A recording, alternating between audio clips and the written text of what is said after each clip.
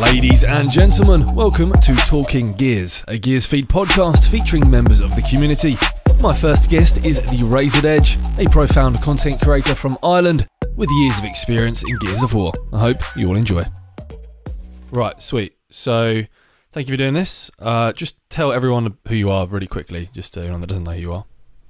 Well, my real name is Peter Byrne, and online I go by TheRazoredEdge, and that's kind of like my alias within gaming and the Gears community, and kind of like my branding, I guess, is the way you could put it. Yeah, because you're one of the biggest Gears YouTubers, aren't you, basically, alongside pretty much Shadows. There's not... Well, shucks, I guess. I'm out there for sure, but... And you're on the brink of 50k subs, I believe? Yeah, that's crazy. That kind of slowed down for a while. Yeah. Because it's funny with Gears is that once the game has kind of released all of its content, that kind of interest you can see it in the numbers, and just you can just kind of feel it. Yeah, you can feel it in the air, right? Dipping slightly. So over that time, kind, right? Yeah, it dipped and it slowed down. But obviously, since I have built up an audience myself, I can retain somewhat of a viewership. But you kind of notice that growth, that faster growth, does definitely slow down. But what's actually funny is that I've actually started to expand out a little bit, and been posting some Fortnite and stuff, and I'm getting a lot of Fortnite followers on my channel at the moment, which is quite nice, actually. Yeah, that's really good. You need to expand, don't you? Because you can't just rely on Gears all the time, can you? Especially when the content, slows down. It all depends. It definitely depends. Like, there are people like Krauser and Spark that just they're very. They're massive, but it just seems like that Mexico has this other completely kind of sectioned off community of people that obviously, since they are Mexican, they only speak Spanish, they obviously latch on to Spark and Krauser and all that. It just seems to be this whole other beast of the Gears community that's just kind of over there that doesn't kind of spill over a lot. Yeah. But it's just those guys get absolutely crazy numbers. So those guys in particular, they're kind of a special circumstance, if you know what I mean. That's definitely a livable way to make content only on Gears.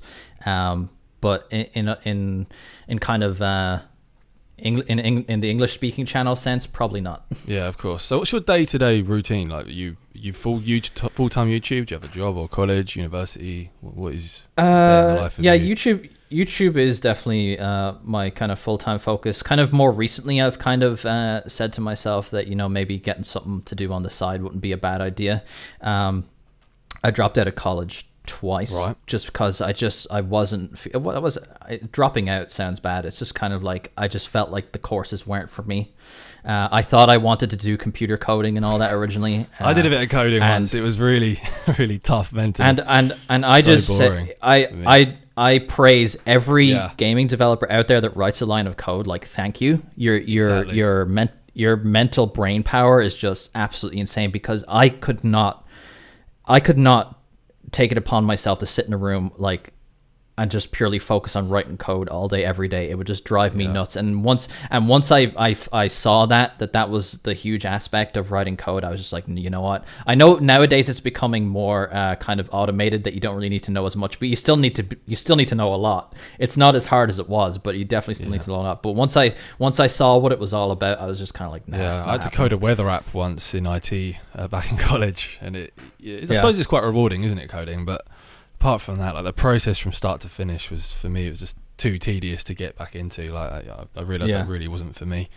So you do mostly do YouTube. You haven't streamed for a while, I believe. Yeah. What's the reason behind that? Is it just I get flack a for bit too much for you, or is it like, because what I find with, like, what must be so difficult with streamers is like mental health, right? Like, if you're essentially in a bubble, aren't you? And everyone is viewing you from an outside perspective.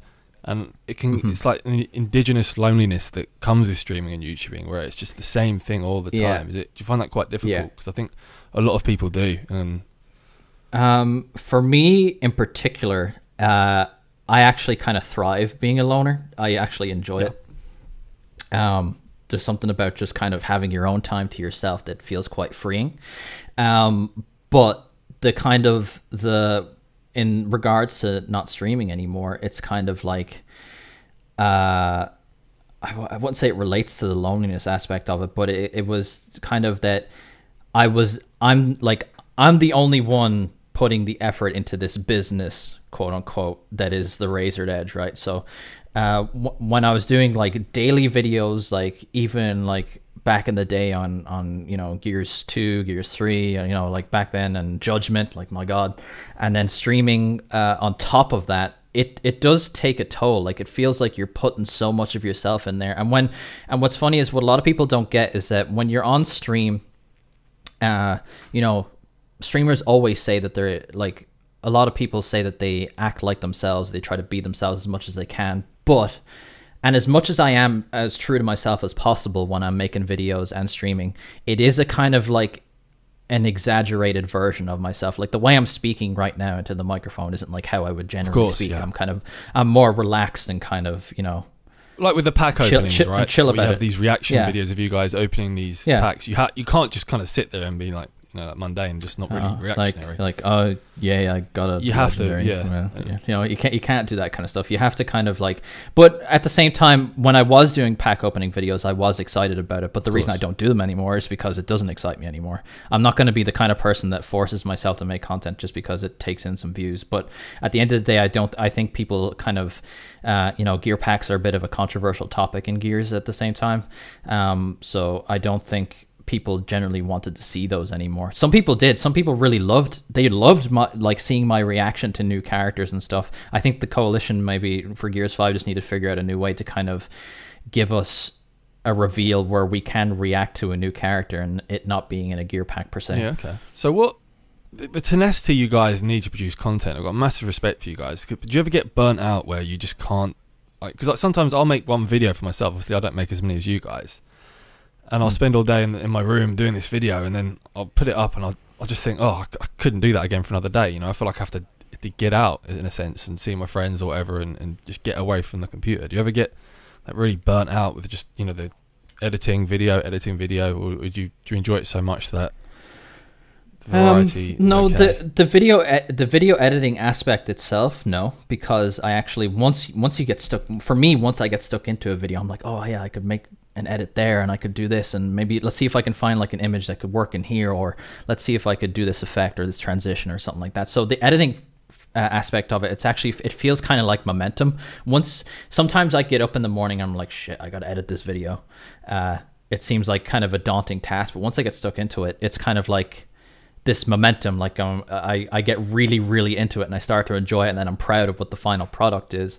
In terms of getting burnt out, I wouldn't say I get burnt out with YouTube content per se, but there are times where like I'll have churned out all the ideas I've had, and then I'll just be like, oh God, what do I do now? Because I feel like I've kind of stretched thin what I can without kind of making the same video again. You know what I mean? So towards the end of a game cycle, obviously naturally there's a lack of content, isn't there? So you hit a bit of a dead end, don't you? You don't really know what to produce. What's funny now is that content creators are actually spoiled, because back in the day, like with Gears 1, Gears 2, Gears 3, there was no like you know, skins coming out every week. Full there DLC was no packs updates. a year, There was no wasn't nothing. Like so, like me and one of my best friends, Landon, we just used to hop on Gears and just have the crack, or just have banter, like just hop on and just have some fun and make whatever. And we would put out a video every single day. And I find now that what's happening is that content creators are kind of relying on news and updates about their game rather than kind of just enjoying the game for what it is. I think people have kind of latched on to this idea that it's so necessary for games to have content every week, when that's not really the case. That's nice, and it definitely helps games keep their popularity and their name out there among the rest, but I think it's possible to still enjoy a game for what it is. Like how many games did we play back in the day, like on PS2, like GTA San Andreas, Tony Hawk's Underground 2, Need for Speed Underground, without any kind of updates, or you just play it for hours on end, all day, every day. Yeah, carry on. Yeah, exactly. No, that's very true, actually. And you were on Gears 2 today, weren't you? I was, and I have a headache because of it. I saw you playing it earlier. The thing about Gears 2 is the maps were brilliant, weren't they? But the game itself was so flawed. And it's such a shame. They were the best in the franchise, 100%. Brilliant. You know what? I actually had the most fun on it. Even for as flawed as it was, I did have a lot of fun on that game. But when I think it's more nostalgia than anything for me, because when I think back at the loading and the Remember the smoke grenades at launch that used to, you had like a ragdoll effect and you would just go flying? Do you remember those? Yeah. Yes, the Scourge thing in Guardian, yeah. And they had about 6 title updates for that game spread out. And each one would break something else or something like that. Do you remember that? Yeah, I think the best time on that game was around title update 3. Yeah, it was in this. It had some problems, but it wasn't so bad. But then I forget, it could have been title update 4. There was one update that made the movement like really sticky. Like you would, if you took cover on a wall, you weren't getting off of it. Yeah. Like that happened to me multiple times today. If you picked up a gun, you would be stuck to where you picked up that gun at, and you couldn't move, and you were just open to get killed right away. Like there's so much just fundamentally wrong with Gears 2 in its core. And even Cliff Bleszinski came out and said that they messed up big time on that. But I think there are some people that look back on it with nostalgia, to the point where they forget how broken it is. But I do appreciate the good memories that I have in it. Like I met so many friends that I still talk to nowadays on that game, and there was like a lot of good times. There was a point in time where the game was quite nice to play, but then I think Epic just kind of were so obsessed with trying to fix it with updates that it just ended up kind of breaking it long term. Because the character movement speed was a mistake for the multiplayer, wasn't it? It was faster in the campaign, and they messed that up. I think they came out and said that it was supposed to be the other way around. Who actually said that. Yeah, If you guys go look at that, if you go play the campaign, how fast you run and how good the movement is feels really nice. But they actually I forget what the term is, but we'll say it's hard coded the game like backwards. Like that fast movement was supposed to be in multiplayer, and the slow movement was supposed to be in campaign, because they wanted you to move slowly throughout like all of the nice sets and everything that they made, like the kind of, the beautiful graphics, admire the environments and all that kind of thing. But the fact that they got it backwards, I don't know how that oversight. I just couldn't believe it. But I'm wondering, how can't they patch that out? How is that not something they can change? It was hard. Was it so because it was hard coded? Is that means hard coded is, I don't know why that's the term I have in my head, but I think that's something like that is what they said, that maybe that's something that's on the disc that they just cannot access. It's like locked. Damage essentially to it, where they just can't go back. Essentially. Yeah. Do you remember the forums back then? Did you use them very often? The Gears of Twitter, or you've not been really a forum goer much, have you? Really? No, I think it's an echo chamber for salty people for the most part. A lot of I think noise, isn't it? If you go there, it's just a collection of noise. It has improved. Yeah, definitely. For sure. Oh yeah, the latest update, they've kind of filtered things out, and the highest rated threads at the top and what have you. But forums are very much Web 1.0, aren't they? They're like a very primitive version of the web, and now we've got Reddit now and Twitter and all these different ways of communicating. Yeah, I think 5 to 10 years from now, I think forums are going to be quite a rarity. I really do. Yeah, I think that's why it's no longer the focus on GearsOfWar.com. I think they removed it off of the top portion of the. Yeah, it's kind of like, because I think the idea behind that is it's to stop that place being ease of access, so people could just go on there and complain about nothing. Yeah, like there was an awful lot of just pointless complaining on there. I think the people that go on there now are people that really want to kind of give valued feedback. But I think as you say, that forums will eventually become a thing of the past. Like social media is the absolutely optimal way to garner feedback. And I hope to see the Gears Reddit get more support in the future, because it's been kind of like it's been very quiet for a long time. Recently, it's picked up a lot because of buzz about Gears 5. But I hope to see the devs kind of deliver and communicate through that a lot more, like like Epic Games do on Fortnite, and even 343 do on their Reddit and stuff like that. I think it'd be nice to kind of integrate the Reddit and have it become like an actual focus rather than just kind of it being on the side. I think they kind of need to loosen up some of the rules about sharing content as well. Yeah, because the Coalition, they never used to go on Reddit at all when they were Black Tusk anyway, and shortly after their Coalitions, they've definitely improved on that. But they do need to make it one of their main channels, because it's a really quiet subreddit, isn't it? Especially post-launch, a few weeks after even, it was a really quiet place. Yeah, I know Adam Fletcher, or Pez Radar, former community manager, or director of communications. He'll kill me if he heard me say community manager. He was very, very into supporting the Reddit. I would love to see that kind of support come back for it. It's I think Reddit can be a very integral part of the growth of a game, because if a post goes viral, it gets to the front page of Reddit, and it reminds people that Gears exists. Like there was, like Halo had a really big down period after the Master Chief Collection kind of had its rough launch, and now since there's all this buzz, like the announcement about it was on top of r/all. Like that's insane. So obviously Gears, the community, we've always been quite a niche, haven't we? We need a larger spread. Would you like to see it on PC? Would you like to see it on Steam? As you put a video out yesterday, didn't you, actually, about that? Yeah, I did put out a video yesterday. Yeah, want to explain that a little bit? It's obviously now that Halo the Master Chief Collection has been announced for Steam, it just opens the floodgates of possibilities, and it's not like it's ever been out of the question before.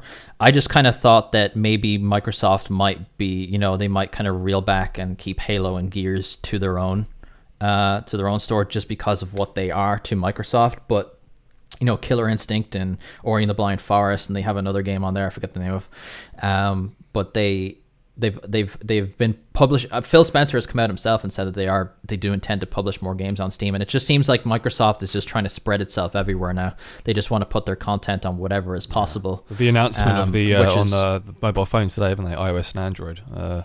Xbox Live is coming to I think that's through Project xCloud, I think.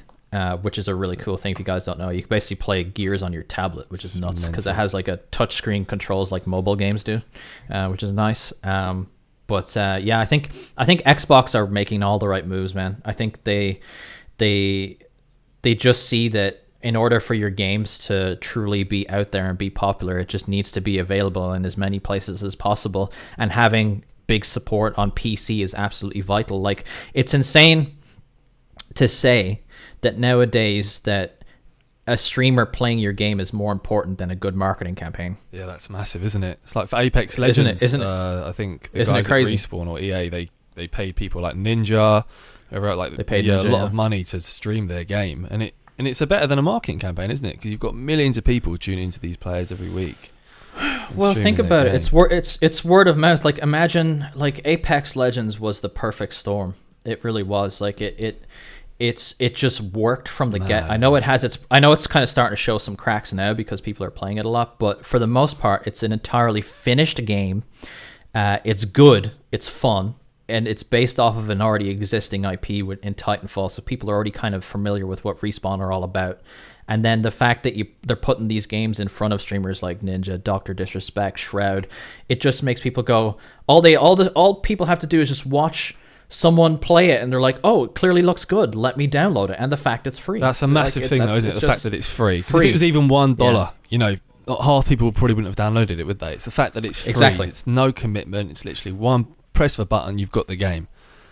Yeah, there's no downside. And they hardly had any marketing either. I thought it was incredible.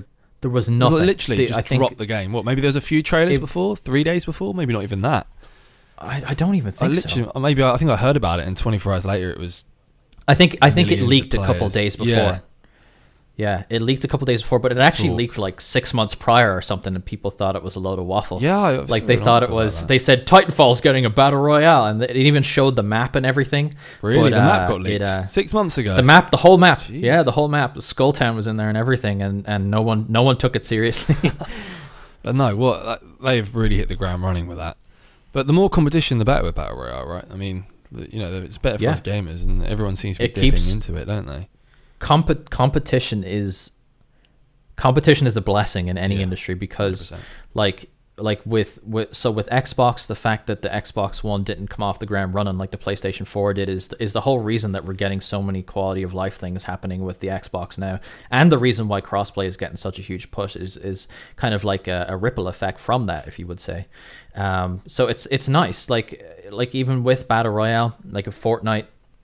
I think Fortnite's been the only, like, if you think about it, Fortnite just seems to be the one that keeps coming out on top. Like, it went up against PUBG first. PUBG's kind of gone down a little bit. It's still like a popular game. It's not PUBG. What it was. And it was in a fight with H1Z1 as well. That game went down. Now it's in the fight with Apex Legends, and it's kind of they're taking kind of little tidbits from each other, like Fortnite's taking their pinging system and that kind of thing.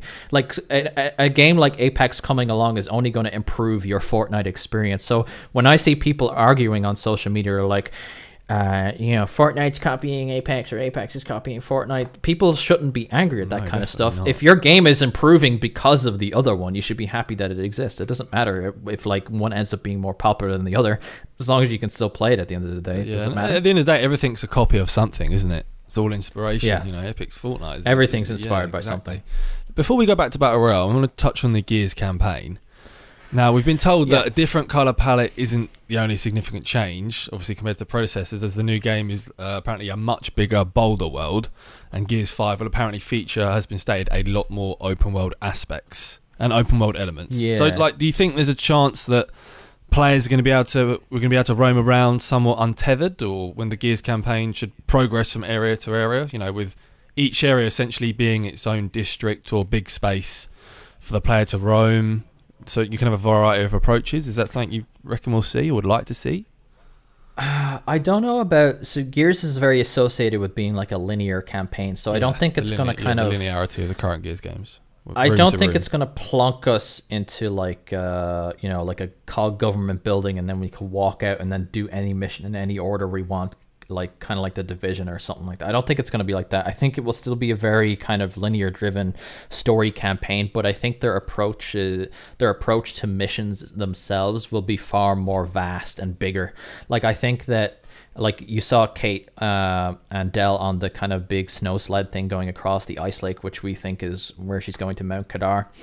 I think that it's kind of, you have the choice to approach Mount Kadar from whatever angle you want. You could go across with that vehicle, or maybe you could go through a forest, or you could, that kind of thing. You're still kind of have more to explore, and maybe there's more collectibles scattered about the place, maybe some guns you could pick up, that kind of thing. Some NPCs to gain like lore knowledge, you know what I mean? Like maybe you just talk to someone and then they just give you a bit of advice or something, just little tidbits that can really enhance the experience. You could bump into some stranded and maybe they could come along with you or something like that, that kind of thing. But at the end of the day, you're making those multiple choices, but you're still kind of coming to that bottleneck of the linear. So you're kind of, you can choose to do whatever you want in that kind of open area, but you're still making your way towards Mount Kadar at the end of the New Hope research facility. That's going to be huge, isn't it? I think that's my...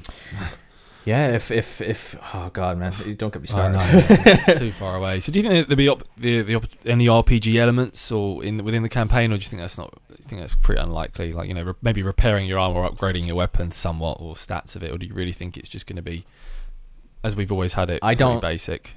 Pick up a weapon. I don't see it. Yeah, no, neither do I. I don't see it. I think some. If it was there, I think I'd enjoy it, but I think. When people think of expanding on a game, I think it can take away from what the game has always been. And I don't think anyone has ever gone, well, the Gears campaigns haven't really kind of innovated too much. Like the appeal of a Gears campaign, and I mean gameplay wise, the appeal of a Gears campaign is its like in-depth story, like you're wondering what's happening to Marcus, what's going on with Kate at the moment, that kind of thing.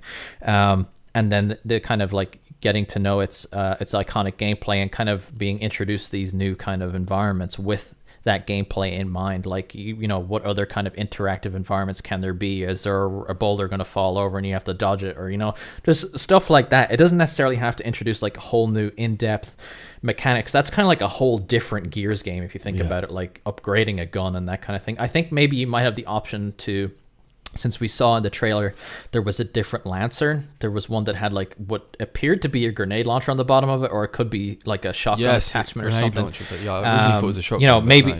Maybe you can kind of customize your loadout a little bit, but I don't think it's going to be like ridiculously in depth. I think you're going to have a bit more options going forward, but it's not going to be too ridiculous. I think the basic, element of Gears of take cover, shoot, I think they're going to remove the reliance on the cover system somewhat. I think they're going to design the environments so that we use the cover system a lot less and expand on the gameplay and provide more variety. I really do think that the cover system they'll mitigate its effect a bit. I really do believe that could happen. Do you think the cover system might be not as incremental in this one, or do you think... I think it'll be just as prevalent as ever, but I think they might be kind of a bit more cautious about placing cover in unnecessary places. Like there's sometimes where you walk into a room in Gears campaigns, you're just like, why is there a random boulder here that I could take cover on? This room wouldn't have a boulder in it. Why is this here? Do you know what I mean? Like, why not just have that open room? Why not just enjoy that set for what it is rather than having kind of some unnecessary cover in it? But for the most part, Gears campaigns have been pretty good when it comes to that. Like Gears 4 actually kind of did a really good job of having everything seem like it should be there, like the fact that the swarm pods could fall from the ceiling and you could take cover on those, and there were like bits of environment that were you could take cover on, rather than kind of like Gears 1, like in the prison in the beginning, like instead of just there being perfectly square slabs sitting everywhere for no reason, you know what I mean? Yeah, so do you think there'll be any fast travel or anything like that, or do you don't think it'll be that extensive? Pretty, like you said earlier, you come to a mission, you have 3 ways of approaching it. Fast travel. I mean, we saw with the skiff, but if the set pieces are big enough, like with the skiff, maybe it might have the option for you to go back if you really wanted to. But I don't know about fast travel. I don't know when they say open world. I don't believe they mean they like said the elements, typical, haven't they? So it's not going to be as broad as a game like maybe The Division or an Assassin's Creed where you're going or Skyrim or something like exactly. that. Yeah. Let's talk about Kate, right? And we won't touch too much on the theories, but character development obviously is significant with her, as with quite a lot of the characters. It's been really profound. Do you think she's evil, corruptible, as everyone seems to be predicting? Evil? No. Evil. But in the trailer, JD makes a remark, which I'll say. He says, I don't think she would, I don't forget exactly what he said. He goes, I don't think she would hurt us by choice. Yeah, or I don't think she would go against us by choice. Yeah. So I think she's become aware of who she is to an extent, and is kind of scared and a bit kind of trying to figure it all out. So she's being very cautious around everybody and how they're treating her because of who her family is. It could lead to kind of a bit of a problem. Yeah. Okay. Because she's in a bit of an identity crisis, isn't she? And she's so set on finding those answers. Yes. In her journey. And Del, I'd obviously like to see more of him. He didn't leave too much of a lasting impression on me in Gears 4, but obviously the trailer shows that he embarks on his journey with Kate, so it'll be a nice experience to see more of the story with him. You think that? Yes. I think Dell's in a unique position to present us with something that we haven't seen before. But I think I know we haven't got. I enjoy his kind of his wit and sense of humor that he kind of has going on about him. I would like to see more of like what him and JD did back when they were commanding the DBs and stuff like that. So I'd love to see cutscenes or flashbacks to moments of us playing as Del and JD commanding the DBs and being part of the new cog. I think that'd be a very interesting aspect. I mean, Gears 4 started off with a flashback, so why couldn't maybe Gears 5 start off with some kind of flashback like that and teach us more about the new characters? Yeah, that's a good idea. We've finally got a Brit. His name is Foz, is it? Fox? Foz, yes. Finally a British guy. Yeah. We've had that caught me so off guard didn't when expect I heard it. I was just like, what? I couldn't believe it. Yeah. I was buzzing. I couldn't. And all we had was Bernie before. Do you remember the little walk straight like, all right, mate? Like, absolutely not. And we had Sam as well. She's like, but she's more Kiwi than she would be Australian though. Yeah. But yeah, man, I completely couldn't believe that. Like, he looked like a real SAS soldier, didn't he? Like a real gritty. Yeah. Like, he even looks like one. He mate, kind of looks like soap. Looks so British. Yeah. It's really cool. I hope they do that. I wouldn't mind an Irish character in there, by the way. Coalition Wink.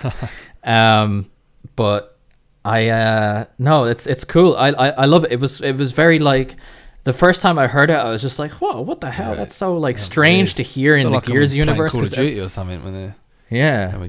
But it feels like a welcome addition. I'm certainly interested to see like what Foz is all about. I assume that he's a very kind of like, very effective on the field tactician kind of thing. I'm wondering if he's like someone that, well, it appears that JD is back in the ranks of the cog at the moment in Gears 5. It seems like he's been sucked back into that whole environment. So I was about to say, I wonder if Foz kind of left after and went to the Outsiders, but no, it's quite clear that JD's gone back into the cog, and this is someone who he was probably kind of very close to while he was in there with Del, probably.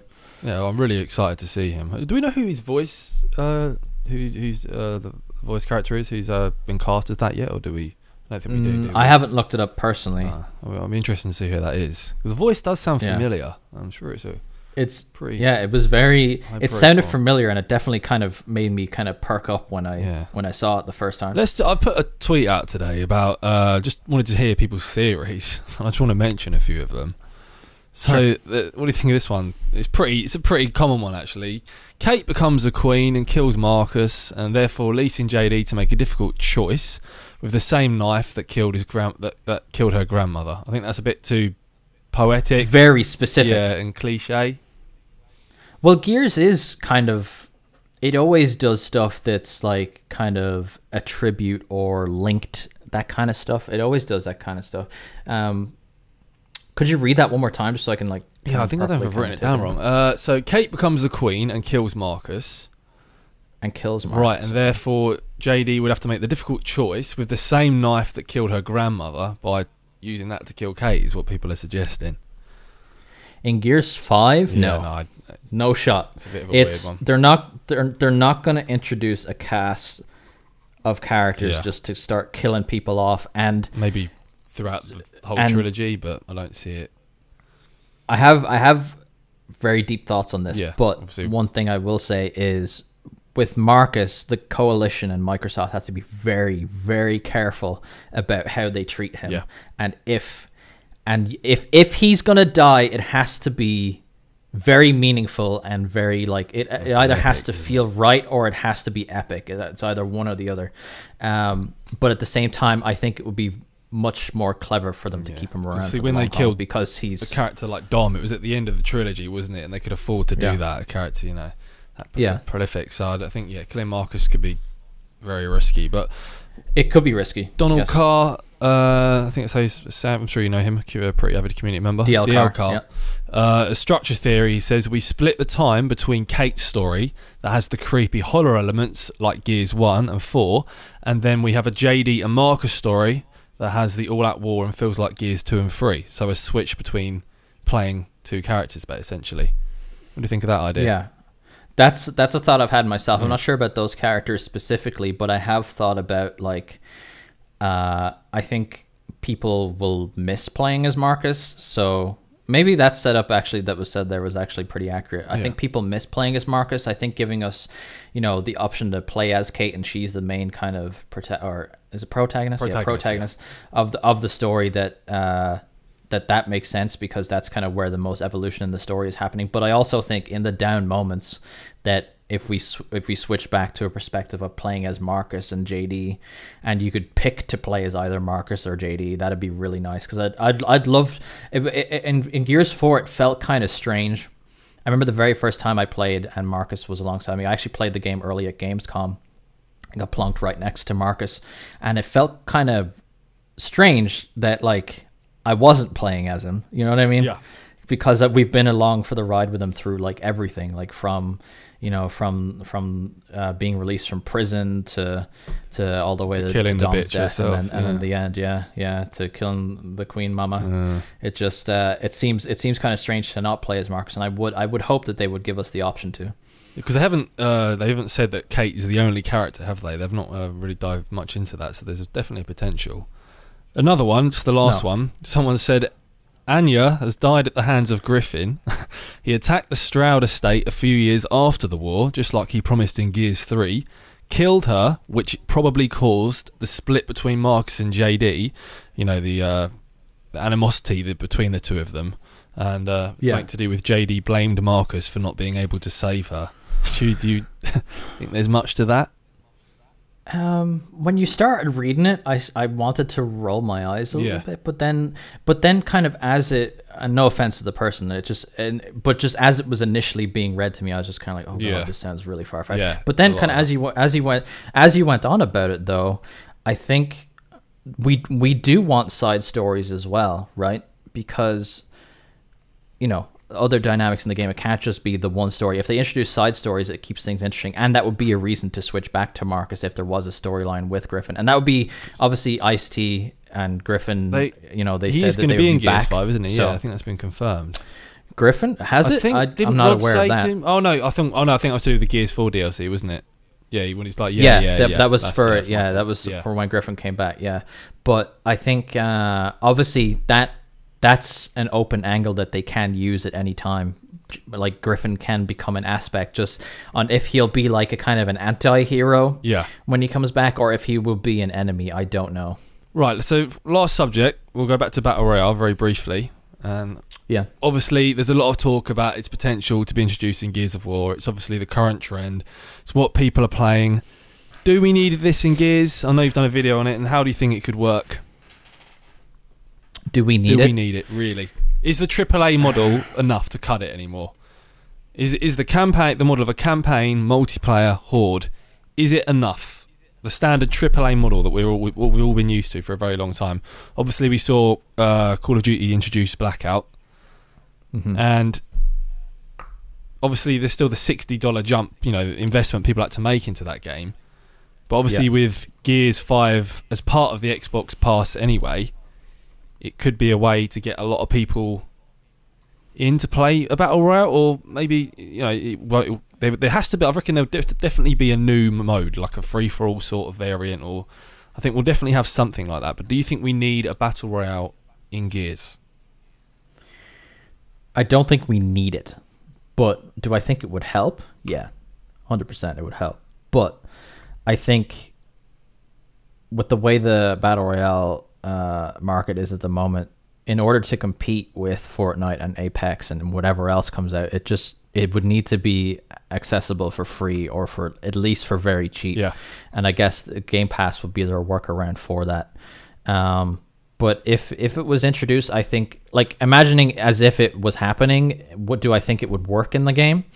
I think it would. I think Gears has interesting enough mechanics that it could work. Like an actual cover mechanic in a battle royale would actually be quite interesting. I know there would be large open environments, but wouldn't that be the risk? Like going into a place with no cover, that's kind of like the risk you would take. That would be the kind of an aspect to it. You could say that the kind of the risk aspect to it.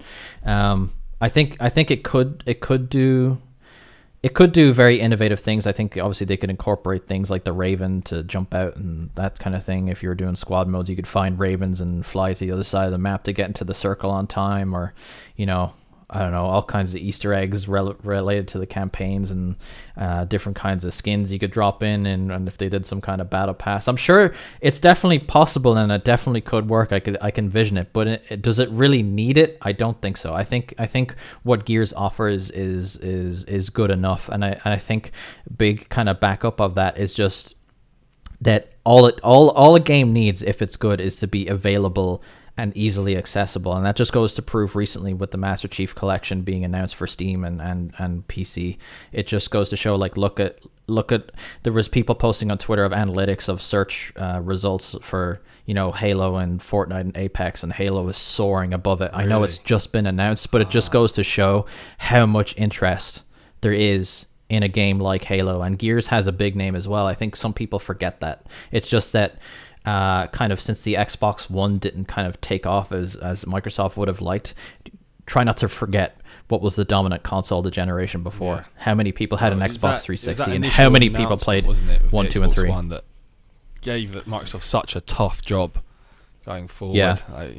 We've got Sony announcing a games console, and you've got Microsoft announcing a media console. Yeah. It made the trajectory for them so much harder to deal with, but I think they've done. Phil Spencer's done an incredible job. Obviously, he's a blessing to Xbox. He's completely transformed it. How we all feel about it. It was a real dire time about 2013, wasn't it? Things were really. Yeah, I remember speaking to people who worked at Xbox at the time, and they just they were feeling like very shook about it. Yeah. It wasn't nice. I wish it didn't go like that, but I think they've come out of it on top of things now. Like, they're doing very well for themselves. But I know it's kind of going back and having another conversation about something that happened in 2013. But I think if they just came out and announced games and announced the media stuff on the side, rather than kind of making it seem like the media stuff was the focus, that would have solved a lot of problems. I think if they just kind of said, here's all the games, and by the way, you can use us for Netflix and your Blu-rays, exactly and people would have just taken that message in. It's funny that it's all about delivering the right message these days. Like, you see kind of blunders like the Battlefront fiasco and Diablo, Diablo Inferno or whatever the game is, the mobile game. It's just about delivering the message correctly, and as long as the product you're putting out is good, people will buy it and they'll consume it. Do you think Gears 5 will at least ship with one standout new mode that completely like we saw with Escalation in Gears 4 and Horde 3.0? Do you think we're gonna have a new, if we don't have Battle Royale, we're gonna have a new mode? Because Gears fans, they have like a real visceral fear of change, don't they? Do you know what I mean? Like, someone's just Battle Royale, oh, not in my game, that's never going to happen. Or like when Gears 3 was initially announced and Cliffy B did a video on how they were going to incorporate Team Deathmatch. And everyone was up in arms about it. Oh, we can't have Team Deathmatch in Gears of War, it doesn't belong in Gears of War. And it seems to be around the community such this visceral fear of change that nothing new can happen. It's always got to be standard, classic Gears of War. Yeah. Yeah, there's been many instances of that. Like, even when Gears Ultimate was being announced, and they were, Gears 1 had its problems, and one of those major problems was the instant active down with the sniper, right? You remember that? And one of the things people said was a kind of a large piece of feedback we would give was saying, take that out because it's ridiculous. Just make the active reload. My friend Like Butter actually was one of the ones who suggested to the developers, just make the headshot easier, and that's what they ended up introducing. But the pros at the time were kind of very against it. They thought that they saw the active sniper as something very vital to competitive, which I didn't really understand. And then once the game actually came out, they turned around and were like, oh, this is actually fine. So I think people just need to kind of relax and just kind of see what something's like before you kind of get defensive about it. Do you think we'll at least get free for all, or another version of Wingman? I think because Node Zero put a poll up recently on his Twitter about a month or so ago saying, which did you prefer, Wingman or free for all? I think we should have both, personally, but I think free for all is a guarantee, I would say. So obviously it's essential for a plethora of Gears 5 players this time around, right? Like, obviously after the game, it's hard to find matches, isn't it, in the games, like, at the end of its tenure, right? I mean, I've seen you post plenty of times.